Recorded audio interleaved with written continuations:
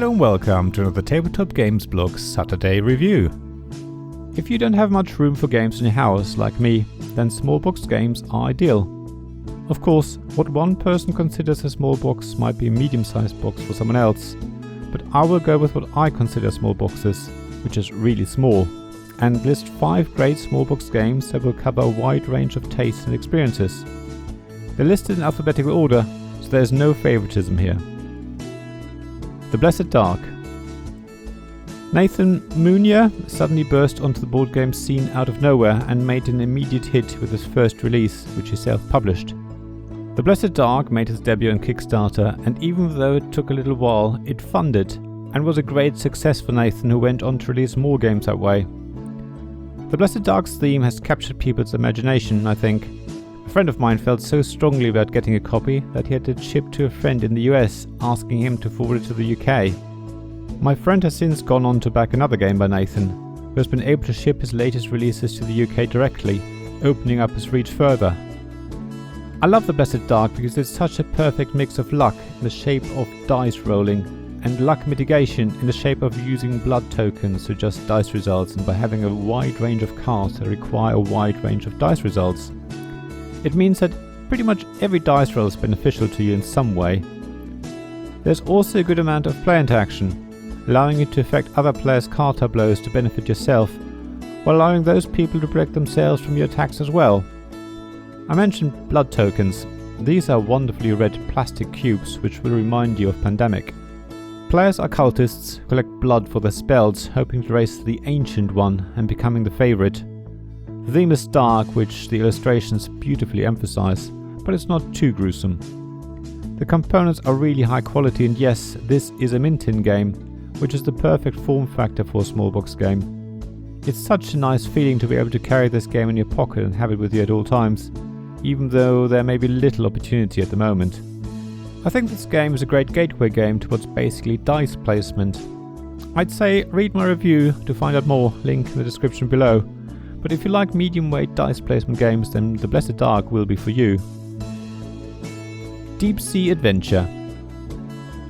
It's the only game in this lineup that doesn't come in a tin, but it's definitely a small box. Deep Sea Adventure by Oink Games is a push your luck game with a twist. Rather than just pushing your own luck, your decisions affect all players. You roll 2 3-sided dice. Well, they're actually 6-sided, but the numbers go from 1 to 3, with each number appearing twice, and move down a line of treasure. The further you go, the more valuable the treasure becomes. You have to decide whether you want to push further to get the most precious treasure, or prefer to pick up less valuable treasure, but stay close to the submarine you all start from. The problem is, the more treasure you and your other players pick up, the faster the shared oxygen tank runs out of air. And if there's no air left, you die, unless you've made it back to safety in time. It's a game that is really easy to teach and learn, and really quick to play too. Yet what makes it interesting is how everyone decides to play. Some will decide to head for the valuable treasure, but if others go for a lot of small treasures instead, the oxygen just won't last. You simply can't make it all the way if other players are greedy. So you have to try and gauge what the other players will do, so you can decide how you will proceed. It's a huge amount of fun, and chances are that you will all die in your first game. After that, everyone will adjust their strategy, which will create new challenges to which everyone will adapt again, changing the gameplay further. It's really great to see how different players go about getting the most points, and every game is different from play to play and from player group to player group. Check out my fresh review of the game and then get yourself a copy. It's really cheap to buy, comes in a small box, doesn't need a huge amount of table space, and is just a lot of fun. Ideal for people who are new to the hobby, want a little bit of luck, but also control their and everyone else's destinies. Microbrew. Here's a 2-player only mint-in game, which straight away limits who you can play the game with. However, this standard sized tin by One Free Elephant holds a lot of gameplay, nearly an hour's worth. That's amazing in itself. There are also a lot of components in the game, many of them tiny, but the tin is really literally filled to the brim. That's also amazing. In Microbrew, you're playing the role of an artisan brewery, trying to make the best beer. It's basically a worker placement game, but the real interesting part in the game is the mash tun. It's a mix of different ingredients that you need to manipulate, so that they're all in the correct order to brew the perfect beer that your customers want, and that will make them loyal customers who come back for more. It's a relatively complex game, so aimed at more experienced board game enthusiasts, but that's what makes it so much fun. You can really sink your teeth into this game, trying to solve the puzzle of the mash tun, which changes throughout the game and creates a variety that makes this game so very replayable. It doesn't need a lot of table space, but it's probably best played at home.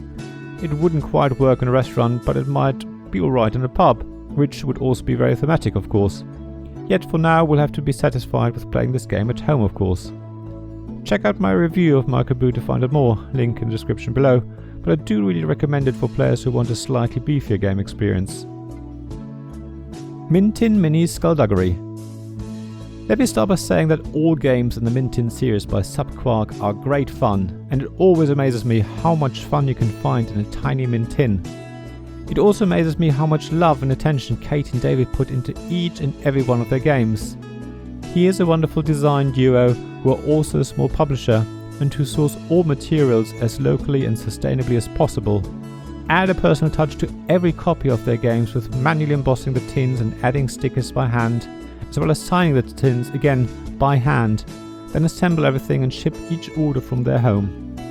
If you buy a game from Subquark, you know your money goes to a wonderful couple of people. Anyway, let's get to the game itself.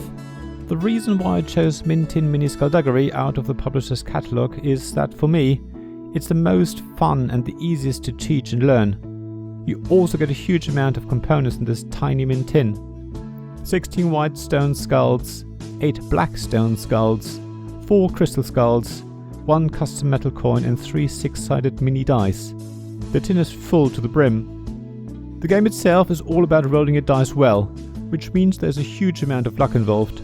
That makes the game great for a wide range of people, as there is really no need for strategic thinking or planning. You just roll your dice, collect your skulls and hope to get 15 skulls exactly to win. There are a few additional things to consider, but the rules are really simple and easy to learn, making the game even more suitable for more people. The tin is also tiny.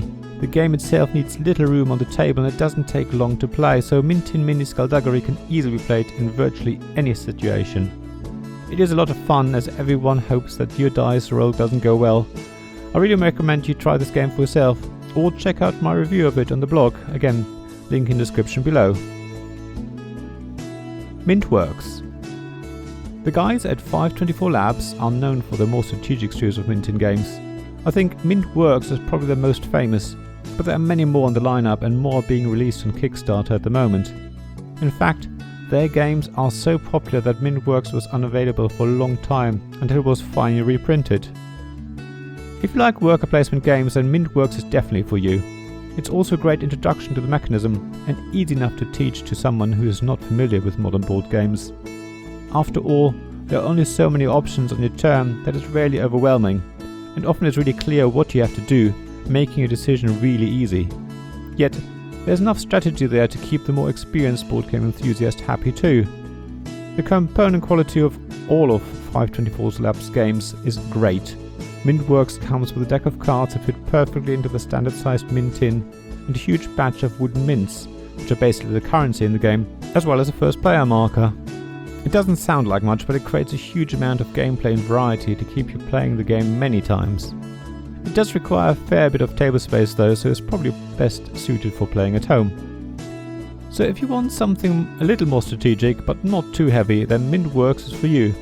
Check out my review for more details, again, link in the description below. Thank you for listening to this Tabletop Games Blog Saturday Review podcast. Please check the description below for links mentioned in this episode, as well as to the written version of this article on the blog.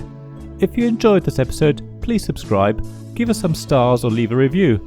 Please also tell your friends about me, and if you want to offer financial support, check out my Patreon and Ko-fi pages, links to which you'll find in the blog at tabletopgamesblog.com. So thank you again for listening, and I hope to see you again soon. This podcast is made possible by the generous help from my Patreon supporters: Royal Patron Sean Newman, the UK half of Gamelot, Castle Guard David Miller of Subquark Publishing, Dice Masters James Naylor, publisher of Magnate First City, and Paul Grogan of Gaming Rules, and shining light Robin Kay of Rune Sky Games, Sarah Reed of Resourceful Games, Tim Vernick, and Richard Simpson of We're Not Wizards.